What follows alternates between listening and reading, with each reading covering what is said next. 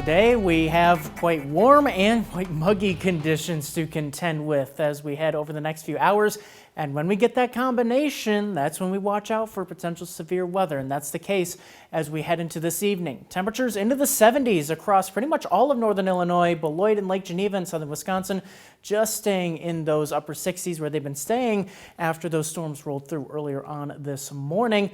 Dew points, though, well into the 60s area-wide. This is air you can wear, and when you have those dew points in the 60s, especially this time of year, you got to know that something is up. So we have a look at satellite and radar here. Nothing developing along or ahead of this cold front as of right now. But what I am seeing, though, is that peak of sunshine that a lot of us are looking at across Rockford and Belvedere, south across Rochelle right now. And we don't necessarily like to see that because that can add just a little bit more instability to the atmosphere, and that's why we watch out for that potential for severe weather. The highest threat still is across our southern area, from Polo to Marengo and points off to the south in that level 2 out of 5 risk. Now, just because the rest of the area is in that lower level 1 risk, that doesn't mean that the threat is 0. We still have to watch out for some isolated to scattered thunderstorms, some of which could be on the stronger side. The main threat here would be for large hail, potentially upwards of quarters in size. Secondary threats are some gusty winds and the potential for an isolated tornado. So as we look here on Future Track, we're going to be watching out here over the next hour or so to see if any activity can fire up along that cold front.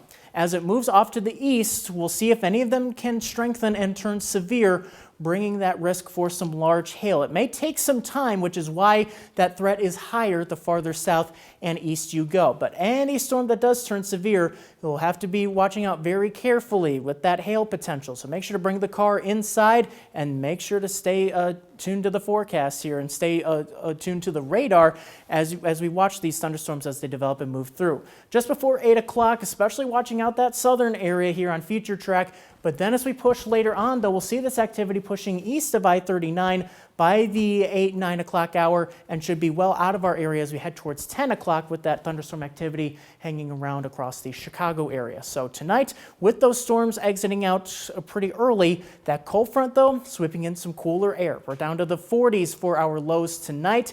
And then over the weekend, we deal with some chillier temperatures. Near 60 tomorrow, but we do stay dry. Sunday, though, closer to the middle 50s for our highs, with rain showers expected to return mainly in the afternoon hours and especially towards Sunday night, where we could even have some embedded thunderstorms with that activity. Some of those showers may linger into early Monday morning, but otherwise next week we start to warm things up back in the 70s by Wednesday.